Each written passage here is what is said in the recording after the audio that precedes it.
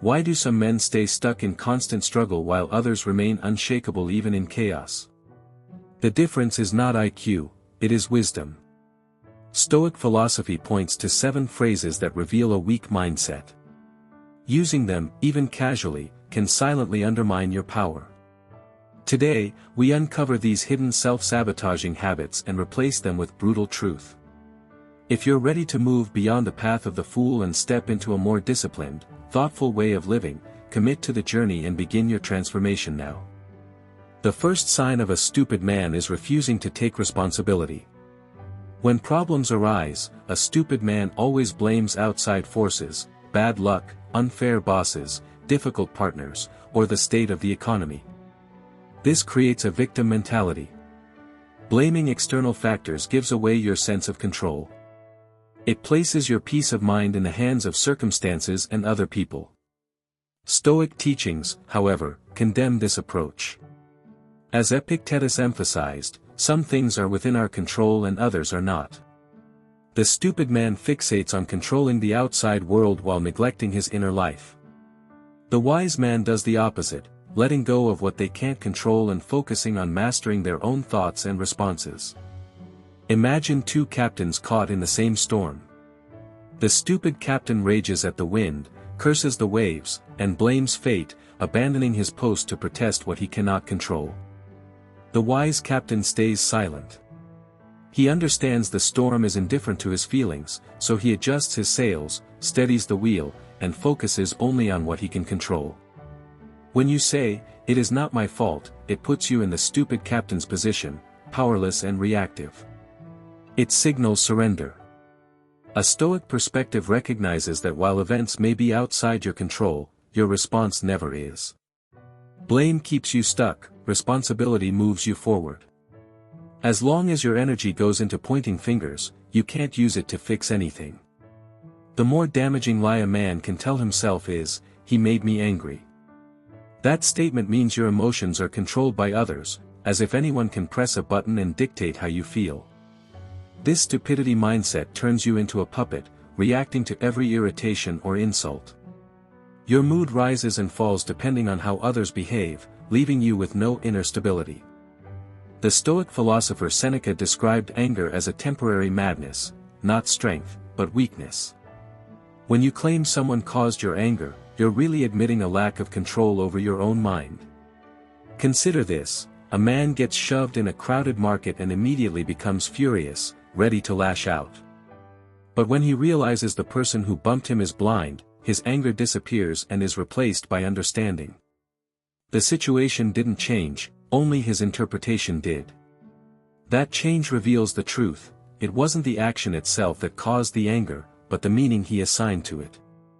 A stupid man reacts instantly to appearances. A wise man pauses, examines the situation, and chooses a response. Insults and provocations are like stones thrown at a cliff. If the cliff is solid, they bounce off harmlessly. If you're easily provoked, you're easily trolled. The foolish man is always chasing the future. "I will be happy when the promotion comes, when the house is bought, or when retirement arrives." The present becomes nothing more than a waiting room, something to endure rather than live. Living only for the future is a recipe for anxiety and dissatisfaction. When a man ties his happiness to outcomes that may never arrive, he robs himself of peace in the present. Marcus Aurelius, despite having immense power and wealth, reminded himself to stay grounded in the moment, writing that one should focus only on what is in front of them now. The past is gone, the future uncertain, only the present is real. A simple story illustrates this. A wealthy businessman once questioned a fisherman relaxing with his family at midday, suggesting he work harder, expand his business, and eventually retire to enjoy life. When the fisherman asked what that future would look like, the answer sounded exactly like what he was already doing. The point is clear: many people spend their lives chasing what they already have, just in a different form. The stupid man runs endlessly after a future that keeps moving further away. He delays living, believing happiness is always just around the corner. Stoicism doesn't condemn ambition, but it separates effort from desperation. You can strive for more without depending on it for your peace of mind. If you can't be content now, external success won't fix that, it will only magnify the dissatisfaction. Another trap is believing life should always be fair. When hardship comes, loss, illness, or setbacks, the foolish man's response is to feel singled out and wronged. This resistance turns unavoidable pain into prolonged suffering. Stoic philosophy takes a different stance through the idea of amor fati, not just accepting events, but embracing them as necessary parts of life. Challenges, in this view, are not interruptions but essential to growth.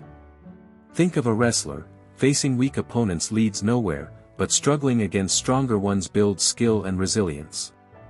Life works the same way. Difficulties are not signs of injustice, they are opportunities to become stronger. The stupid man sees hardship as punishment. The wise man sees it as a lesson. Asking, "Why is this happening to me?" Accepting it, and even welcoming it, turns obstacles into progress.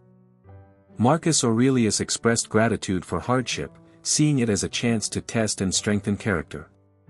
Like a fire that grows stronger with more fuel, a wise man uses challenges to become more powerful, while a stupid man is easily put out by them.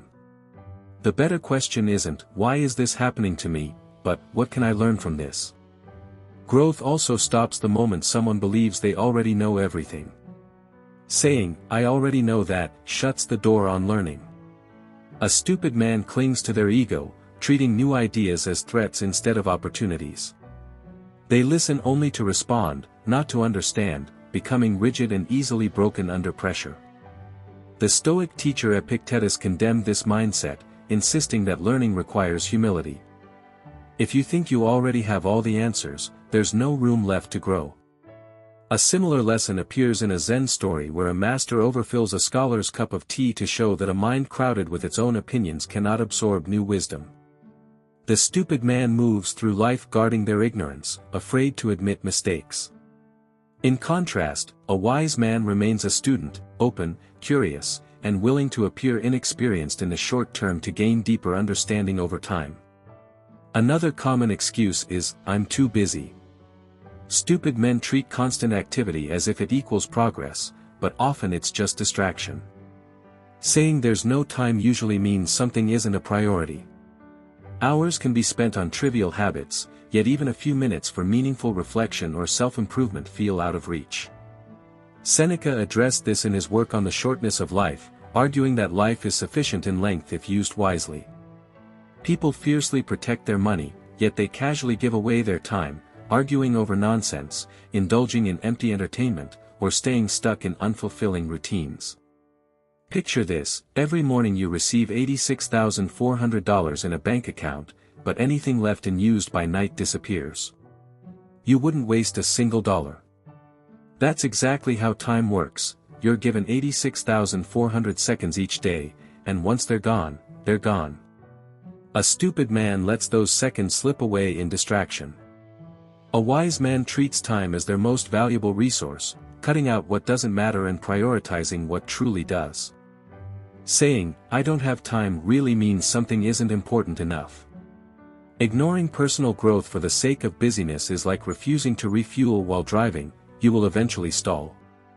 The real tragedy is reaching the end of life and realizing you were occupied but never truly lived. Another trap is living for approval.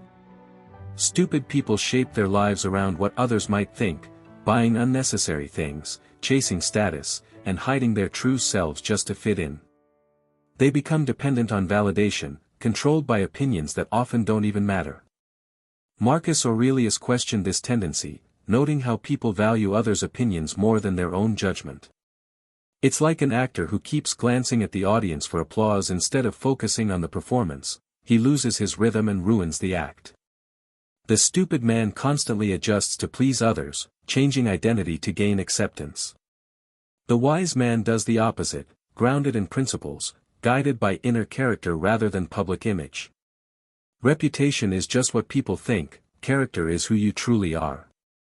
When you depend on approval, you hand others the power to shake you with a single negative remark. Let go of that need. People will think what they want regardless. Your responsibility is to live your life with integrity, not to perform for an audience.